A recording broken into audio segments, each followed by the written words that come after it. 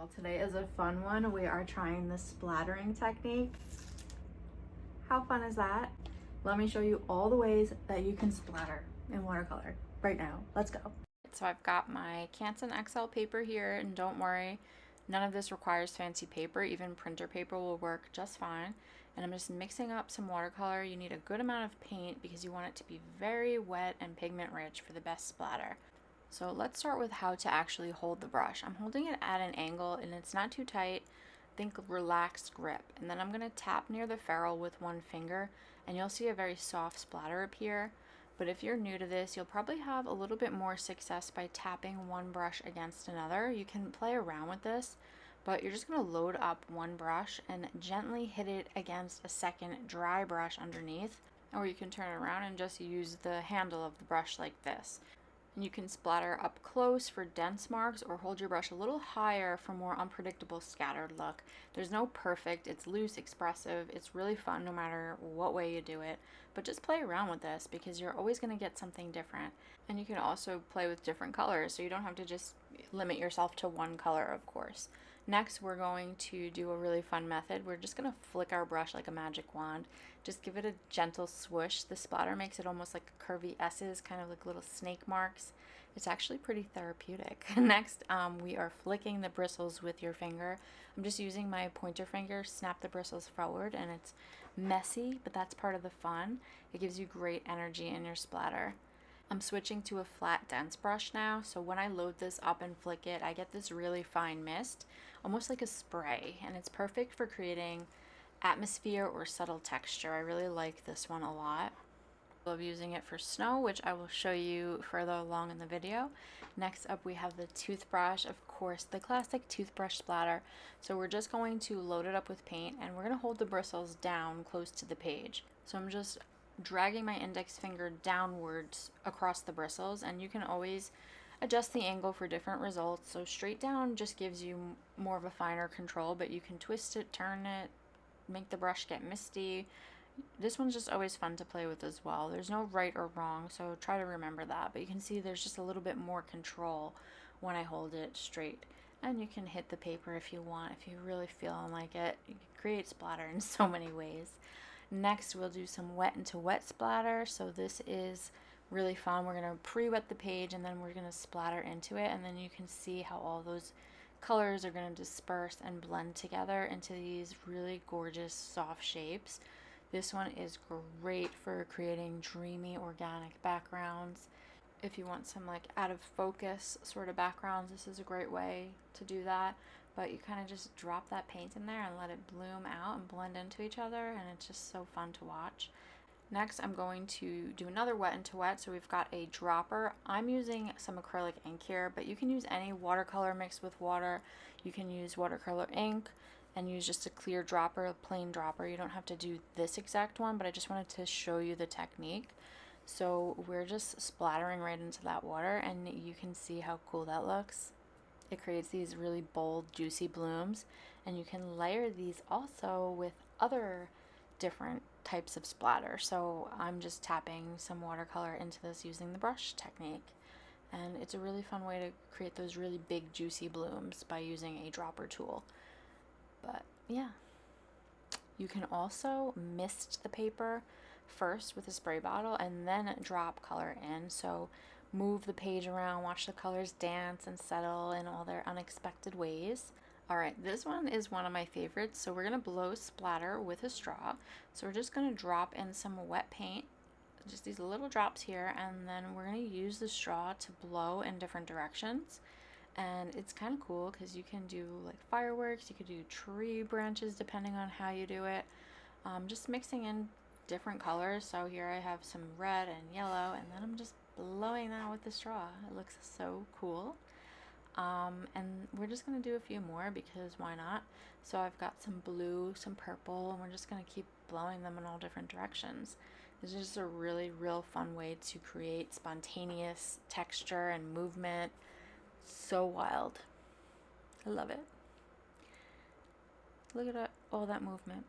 Next, we've got the spray bottle method. So I've got liquid watercolor in a spray bottle here. I don't use it much, but it's a great option for fast abstract backgrounds.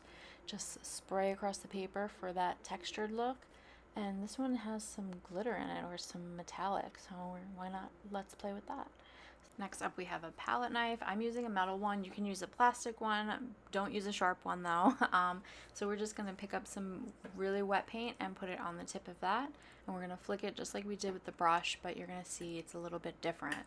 So it's really dispensing, and depending on the angle, it might give you more angular splatters, less rounded and more directional. So it's a really fun twist, but you can even hit the paper with the knife if you feel like it. So now for something a little different, I'm gonna do what we call like a reverse splatter, I guess. That's what I call it. So I'm using clean water to just drop small dots in a cone shape on dry paper, thinking of it like a sketch almost, but just using water. And then I'm gonna drop color into those water droplets.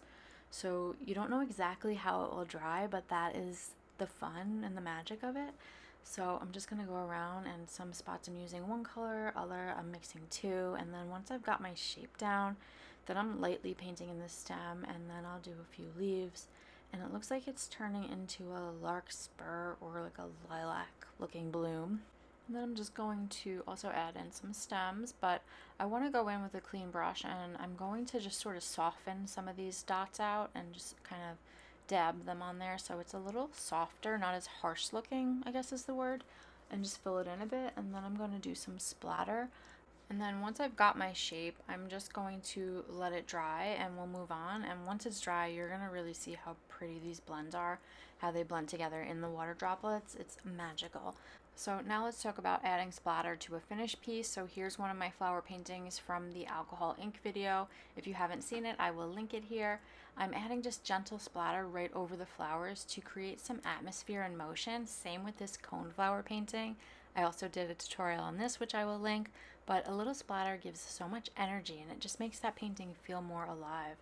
And also sometimes splatter even creates new shapes, so you can go in and turn them into background flowers or accents. It's almost like an invitation to play. You can even dab these with paper towel, and then you're going to get some really cool outline sort of elements. So just play with the splatter. It's so much fun. So yeah, I'm just turning those little splatter squiggles into something new. Alright, now we'll move on to opaque splatter, which is using gouache or white ink. I'm using P.H. Martin's Bleed Proof White. This is my favorite, but you can use anything.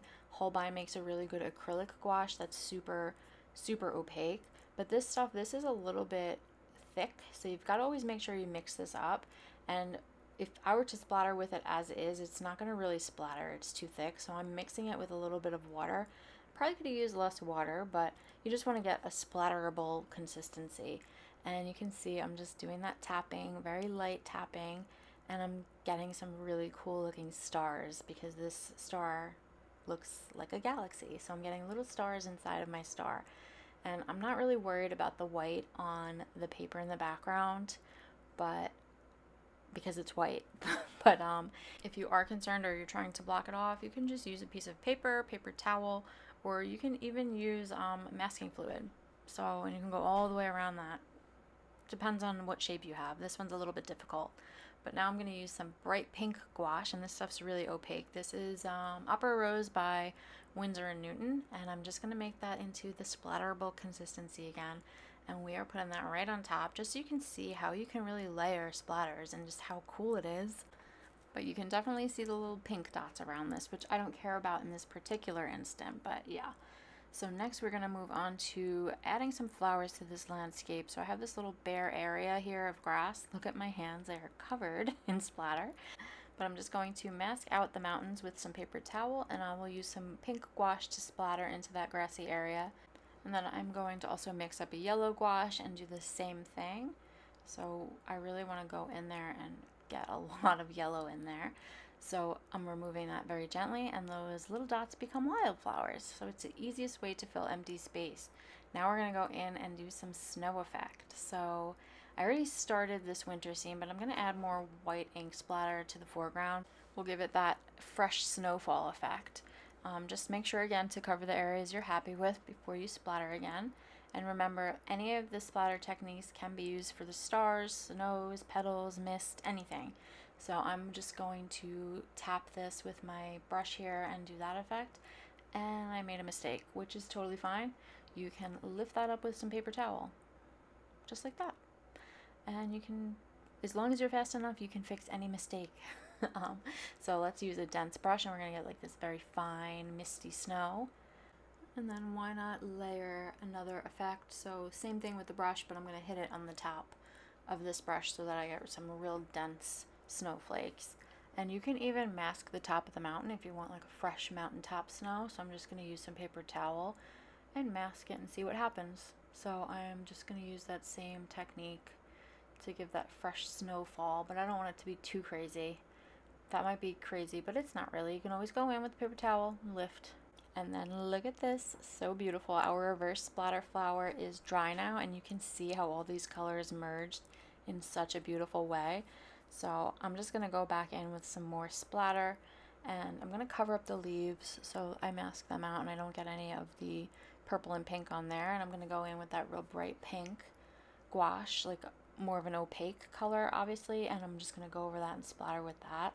Mix in with the leftover pink ink and add in some blue, and I'm going to splatter, make this really pretty pastel purple color, and we can just build on top of that. Why not use some of the toothbrush technique and sort of add some misty splatter in there and fill in all those little blank spaces.